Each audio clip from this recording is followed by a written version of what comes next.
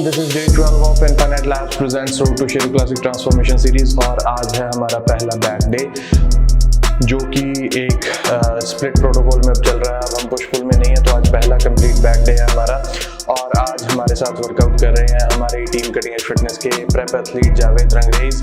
तो लेकिन workout start करने से पहले हम एक छोटा सा न्यूट्रिशन के बारे में डिस्कस करेंगे। जैसे कि हमने वीक की स्टार्टिंग के जो हमारा एडजस्टमेंट था उसमें हमने डिसाइड किया था कि अगर आप वेट लॉस पे हैं तो 15 से 20% का डेफिसिट आपको लेना है और अगर सरप्लस में है तो 15 से 20% का सरप्लस आपको कार्ब्स में लेना है। तो मैं उसी प्लान पे ही अभी चल रहा हूँ, कोई उसमें चेंजेस नहीं किया, कोई मैंने मील आइटम रिप्लेस नहीं किए किसी चीज़ से।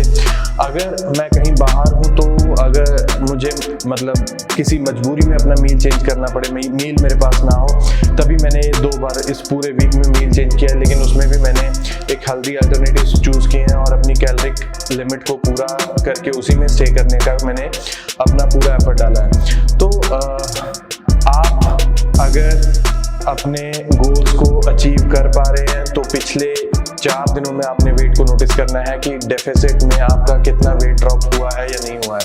अगर वेट ड्रॉप नहीं हुआ है तो थोड़ा सा और आप 5 से 10% का आप डेफिसिट पुल बैक कर सकते हैं। So starting with the back day, जो हमारा पहला वर्कआउट है that is chest supported T bar rows और इसमें हमने 4 सेट्स रखे हैं। पहले 2 सेट्स को हमने वार्म अप रखा है और अगले 2 सेट्स को हमने वर्किंग सेट्स रखा है, उसमें इंटेंसिटी और वेट दोनों को अप किया था हमने। तो chest supported T bar rows एक बिगिनर बंदे के लिए instead of bent over T bar row हमेशा एक बेटर अल्टरनेटिव रहा है, ताकि लोअर बैक की स्टेबिलिटी क्योंकि इतनी नहीं होती है एक बिगिनर बंदे में, तो हम बैक की थिकनेस के लिए इस वर्कआउट को इनकॉर्पोरेट कर सकते हैं। पहले 2 सेट्स में सिर्फ सिंगल प्लेट पे हमने इसको एग्जीक्यूट किया है और जो रेप रेंज हमने रखी है वो 10 से 12 की रेप रेंज हमने रखी है। और इसके बाद जो 2 हमारे वर्किंग सेट हैं उनमें हमने वेट इंक्रीज किया है और अपना एफर्ट भी ज़्यादा इंक्रीज किया, उसमें कंट्रोल और इंक्रीज किया है, एग्जीक्यूशन और भी इंक्रीज की है। तो कुल मिला के it was a great stimulus to the upper back and the middle back for the thickness. Just try it but make sure करें कि आपका rep tempo और muscle mind connection दोनों ही proper होने चाहिए टी बार रो में, chest supported टी बार रोज में।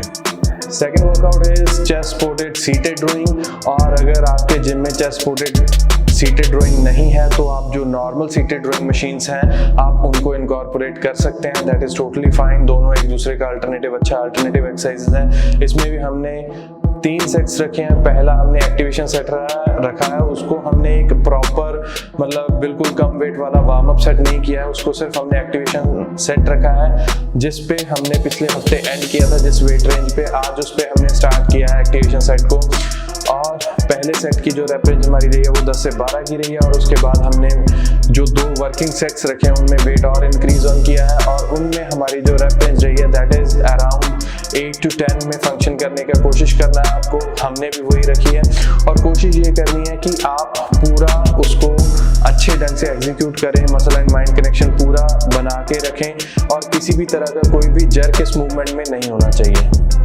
Third workout for today is lats pull down. इसमें हमने 3 सेट रखे हैं, उनमें भी सेम वही पैटर्न है कि एक्टिवेशन हमारा जो पहला सेट है एक्टिवेशन है, अगले 2 सेट हमारे वर्किंग है, सेम एग्जीक्यूशन है और एक चीज़ इसमें भी वही हमने ख्याल रखना है कि मसल एंड माइंड कनेक्शन आपका पूरा होना चाहिए। ये एक्सरसाइज बहुत ही एक बेटर एक्सरसाइज है आपकी लैट्स में विड्थ इनकॉर्पोरेट करने के लिए। And fourth and last workout for today is straight arm pull down. तो इसमें हमने जैसे कि पिछले पूरे वीक हमारी स्ट्रेंथ इंक्रीज हुई है, एग्जीक्यूशन हर एक एक्सरसाइज में हमारी बढ़िया हुई है, तो इस वीक हमने जो लास्ट अपना फिनिशर सेट रखा है उसको हमने FST7 स्टाइल रखा है। मीन्स कि जो आपका फिनिशर लास्ट एक्सरसाइज है उसके 7 सेट रहेंगे आपके रेप रेंज जिसमें 12 से 15 की रहेगी और 7 सेट आपको लगाने हैं स्ट्रेट आर्म पुल डाउन के।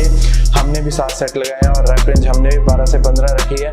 लेकिन जो एक चीज़ आपको ख्याल में रखनी है कि हर एक सेट में जो रेस्ट पीरियड है वो आपका 45 to 60 सेकेंड्स ही होना चाहिए, इससे ज़्यादा रेस्ट नहीं आपको लेना है और ना ही इस एक्सरसाइज को हमने बहुत ज़्यादा वेट पे एग्जीक्यूट करने की कोशिश करनी है, बिकॉज हम उसमें एक आइसोलेटेड इफेक्ट नहीं ले पाएंगे जो कि जिस इफेक्ट को लेने के लिए हमने इस एक्सरसाइज को एग्जीक्यूट करना है।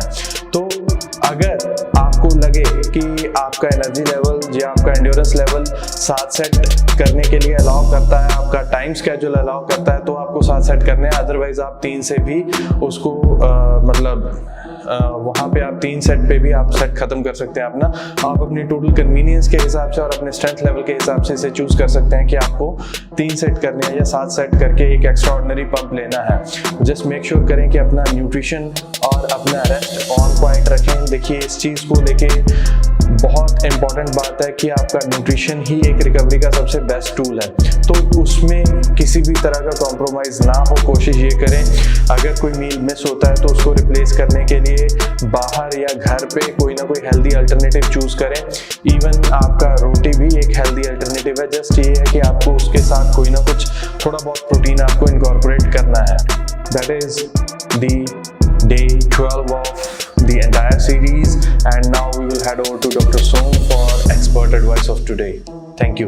Guys, आज का टॉपिक है the importance of genetics और the role of genetics in your constant growth या results। देखिए, हमारे resistance training का पहला प्रिंसिपल है of individual difference, that we are all different, we are born different। Difference का मतलब ये है हमारी जेनेटिक्स अलग होती है, ठीक है। अब प्रॉब्लम क्या आती है, जो नए नए लड़के ट्रेनिंग शुरू करते हैं, वो कहते हैं कि वो रिजल्ट उनको वो नहीं मिल रहे जो मे बी किसी और को देखा देखी में उनको कंपैरिजन आते हैं कि उसके रिजल्ट्स आ रहे हैं, मेरे नहीं आ रहे। उसका सबसे बड़ी वजह होती है that you could have inferior genetics और that a person could have superior genetics.